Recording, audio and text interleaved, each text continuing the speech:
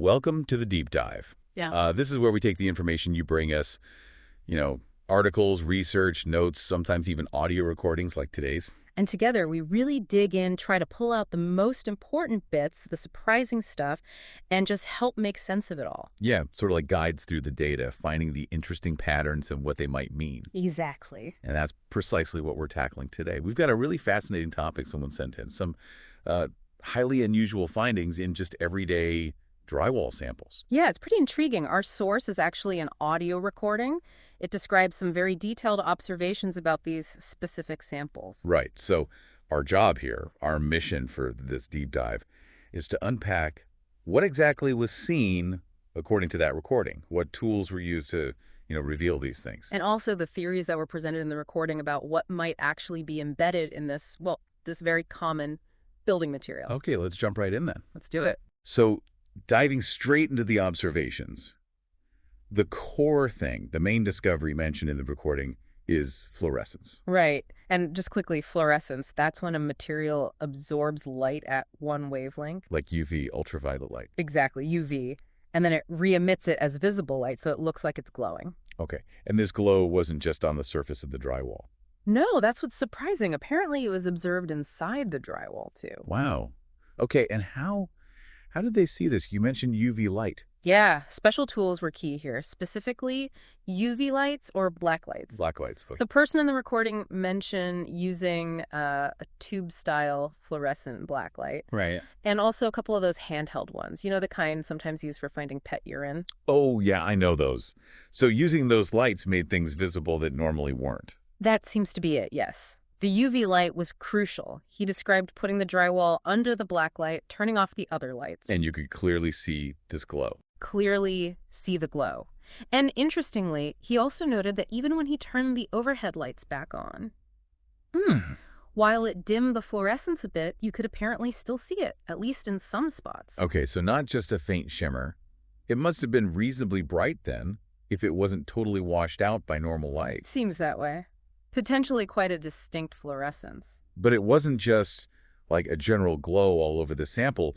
Did the recording get specific about the patterns? Oh, very specific. That's one of the key things here. 3 main patterns were described in quite a bit of detail. Okay, what were they? So the first one was called a ring of fluorescence. This was found on the surface, specifically the side of the drywall facing into the apartment. A ring, not just a patch, but a distinct ring shape. That's unusual. It is, and he described it as being maybe a couple of centimeters away from the actual physical edge of the sample. Right, so a very structured pattern, not just random glowing spots on the surface. Exactly. Seems quite defined. Okay, so that's the surface ring. What else? The recording also mentions points of fluorescence. Now, these sound like distinct little spots. Okay. And importantly, they were described as being embedded within the drywall material itself. Not on the surface, but inside. Embedded points. Yeah. Like little glowing dots deep inside the gypsum. Kind of, yeah. And was there any connection made between these internal points and that surface ring you mentioned? Yes, definitely. The theory presented in the recording suggests a direct relationship.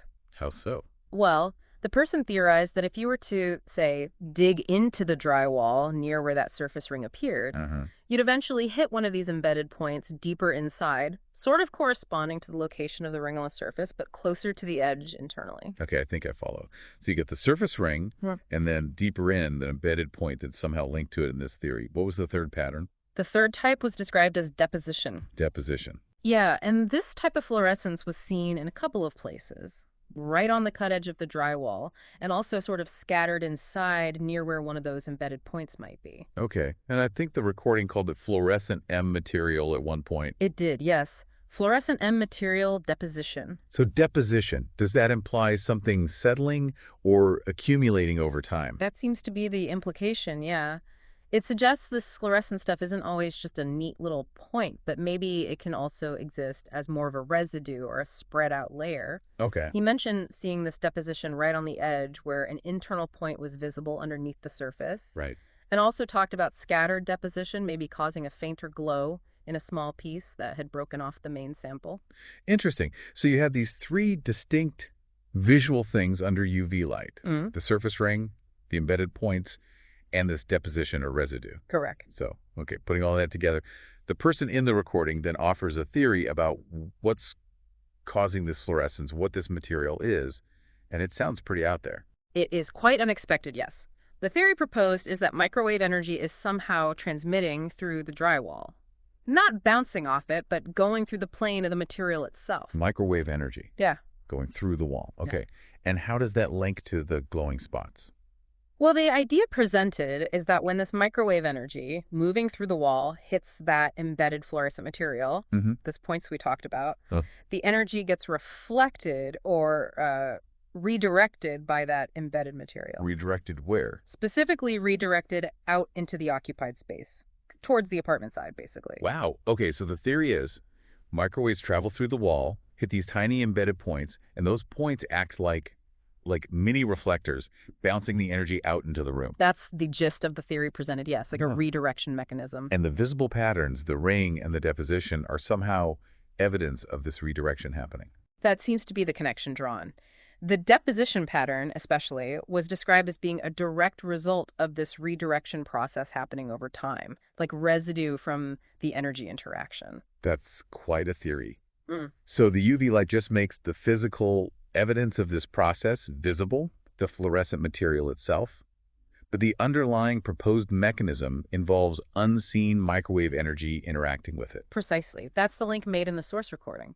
Visible fluorescence tied to a theory about microwave redirection by embedded material. Given how unusual all this sounds, this specific patterns, this energy redirection theory, it makes sense that the recording also mentioned what's happening with the samples now. Yes, it did touch on that.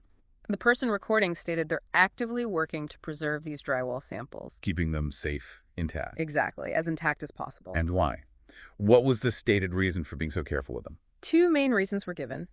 First, for eventual examination by someone with, quote, know-how. Right, so getting an expert, someone specialized, to look at them and verify or analyze the findings. Makes perfect sense. If you find something this strange in common drywall, you'd want an expert opinion. Absolutely. And the second reason? The second reason explicitly mentioned was that the samples are being preserved for, quote, litigation purposes. Litigation. Okay, so that strongly suggests these findings are seen as potentially significant enough to be part of a legal case. It certainly points in that direction, yes. So it's quite a journey, isn't it? From noticing a weird glow with a black light to meticulously documenting these patterns like rings and points, developing this whole theory about microwave energy. And then that leading directly to carefully preserving the physical evidence, specifically for expert analysis and possible legal action. Yeah, it really shows how an unexpected observation about something mundane like drywall can potentially spiral into something much bigger. It really does. So wrapping this up, Yeah.